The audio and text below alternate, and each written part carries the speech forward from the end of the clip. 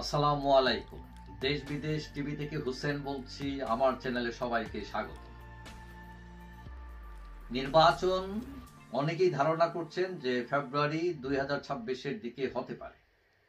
আবার একদল বলতেছেন নির্বাচন নাও হতে পারে, ইউনূস সাহেব আরো 5 বছর থাকতে পারেন।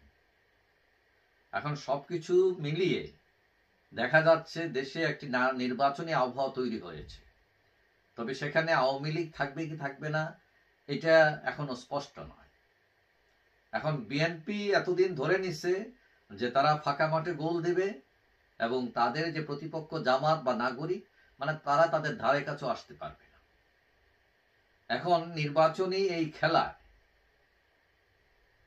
নতুনভাবে জমে উঠেছে। বিশেষ করে গতকাল যে বাংলাদেশ ইসলামী আন্দোলনের যে সমাবেশ হয়েছে সেখানে আরো অন্যান্য দল, জামাত, নাগরিক সহ অনেক দল সেখানে সম্পৃক্ত হয়েছে। তাতে বোঝা যাচ্ছে যে রাজনীতির মেরুকরণ হয়েছে, দুই দিকে চলে যাচ্ছে রাজনীতি, এবং এইটা ফায়দা নিতে পারে আওয়ামী লীগ।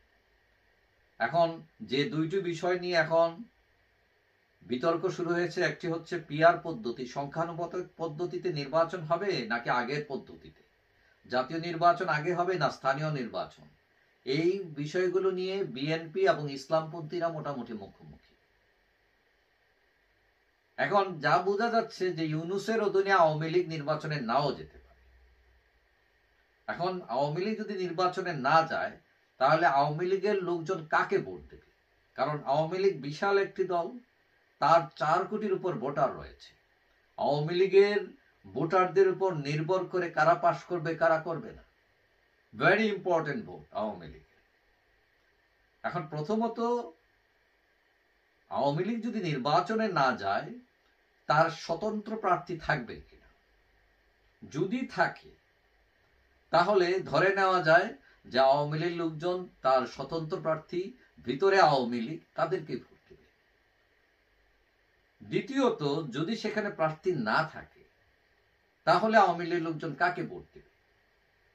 ধারণা করা হতে পারে বা অনুমান করা যায় যে অনেকে প্রটেস্ট ভোট হিসাবে দুর্বল প্রার্থী অথবা স্বতন্ত্র প্রার্থীকে দেবে। মানে এটা হচ্ছে প্রটেস্ট ভোট, মানে আপনি যাকে বলা হয় সোজা বাংলা ভাষায় যে ভোট নষ্ট করা, মানে এই লোক পাশ করে না তাও তারে দাও, মানে ভোটটা নষ্ট করে দাও।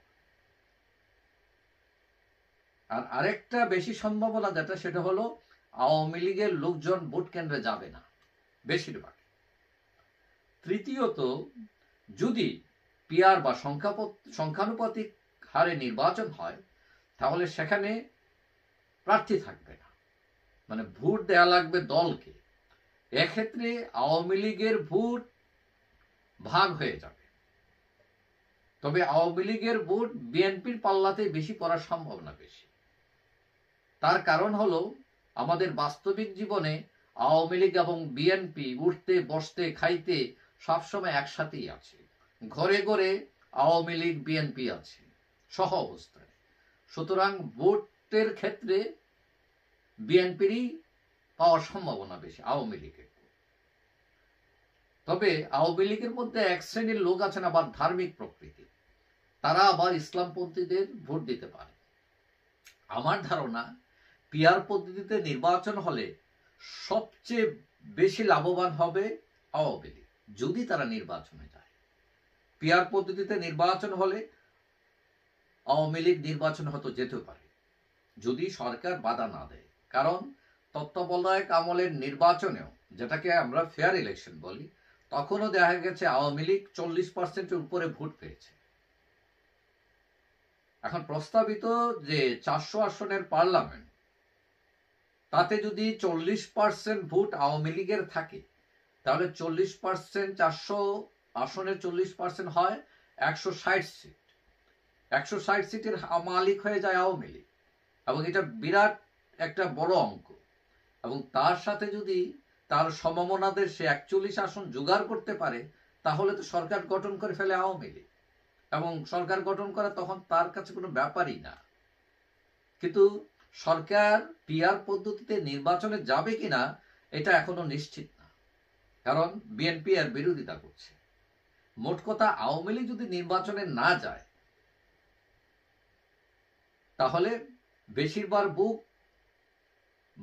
লোক আওয়ামী লীগের লোক ভোট কেন্দ্রে যাবে না। যারা যাবে তাদের ভোট বিভিন্ন ভাগে ভাগ হয়ে যাবে। তবে ভোটের হিসাবে আওয়ামী লীগ সবসময় গুরুত্বপূর্ণ ছিল, এখনো গুরুত্বপূর্ণ আছে, ভবিষ্যতে থাকবে। এবং আগামী যে নির্বাচন আসতেছে সেই নির্বাচনে আওয়ামী লীগ থাকুক আর নাই থাকুক, আওয়ামী লীগের জন্য কিন্তু বড় সুযোগ আসতেছে। এবং সেই সুযোগ যদি সে কাজে লাগায়, তাহলে এইবার নির্বাচনে সে সাফল্য দেখাতে না পারলেও আগামী নির্বাচনে আওয়ামী লীগকে ঠেকিয়ে রাখা, ক্ষমতায় যাওয়ায় ঠেকিয়ে রাখা, এটা দুঃসাধ্য হবে, এটা অনেকেই অনুমান করছে।